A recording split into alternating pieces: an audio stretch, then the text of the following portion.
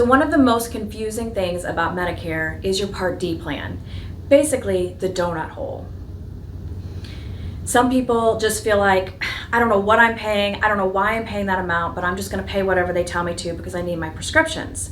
But I want you to understand what is causing that price increase, and maybe you'll be able to find a better plan for you or the right fit plan for you going forward. So my name is Stephanie, and I've been doing Medicare educational seminars for a long time. And whenever we get to the slide about the donut hole, you can almost hear the groan in the room. People are like, ugh, I don't know what that is, but I don't want any part of it. And so I want to explain how it actually works. And so Part D is actually structured by CMS or Medicare. They started this in 2006, but it's administered through private insurance companies. So you're not actually enrolling in Part D through Medicare, you're choosing an individual plan with an insurance company to enroll in. Now all of these companies have to follow the set structure that CMS put into place. Okay, and that structure is that first you have a premium. Now, Medicare Advantage plans and Medicare supplements all follow the same Part D structure, but they have the right to change and tweak this plan as long as it is at least as good as the original or better. So you will find that a lot of companies on the Medicare Advantage side don't charge that premium. If you're getting a Part D plan with the Medicare supplement, you will pay a premium. Now the next step is your deductible. Some companies charge it, some don't. You want to watch that though. This year, that's $505. If you find yourself paying a lot more in January than you do all the other months, you probably have a plan that has a deductible. The next step is your initial coverage phase. Now during this phase, this is when you're paying copays. You know you're paying a set copay, whether it's nothing for generics, maybe $6, $47, $100, whatever it is, you're paying a set price. And you are in that initial coverage phase until your retail cost hits a certain level. For this year, it's $4,660. Now, keep in mind, this is your retail cost. This is not the amount that you're paying. This is what the company would charge or what the drug manufacturer would charge if you did not have insurance. So when that cost, that retail cost, hits that specific level, you come out of your initial phase and you go into the gap or the donut hole.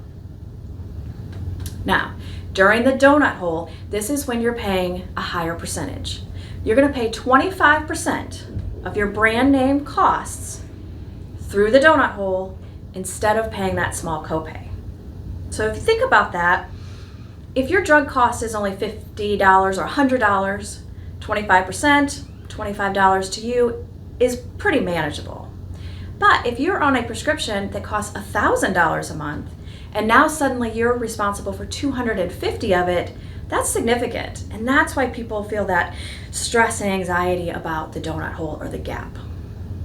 Now, you are in that gap until the total out-of-pocket cost hits $7,400 or the year is over and it resets in January. Now a note about that $7,400, that's not necessarily all out of pocket, out of your pocket. You are paying 25% of the cost, and the drug manufacturer is paying 70% of the cost. Both of those amounts go toward your $7,400. So once you hit that amount, then you are through the donut hole, through the gap, and you're on to the catastrophic phase. That sounds bad, but the catastrophic phase, you're actually only paying 5% of the retail cost or small copays depending on what prescriptions you're on. If you're taking expensive brand name prescriptions, there's a few things you can look for on your plan. You may still hit the donut hole or the gap, but there are other things that you can look for that might help with your costs until then. For instance, some plans will cover that deductible for you. You might pay a higher premium, but you won't have that upfront deductible. You also want to make sure you're using a pharmacy that's in the network. If you go out of the network, your cost could be higher. Also, look at the pharmacies you're going to, check out their retail cost. They all have different deals with drug manufacturers, and so their retail costs vary between pharmacies. That could make a difference in what you pay or how quickly you get to the gap. So each year when you're trying to review your Part D plan or you're looking at other plans, you want to make sure you're looking at your EOB. This is going to tell you what your costs are, what the retail costs are, and how much the insurance company and manufacturers are paying on your behalf. This is going to help you decide next year which plan works better for you or if you've got the right one. You can take these to your insurance agent and they will look at those along with the software that we use.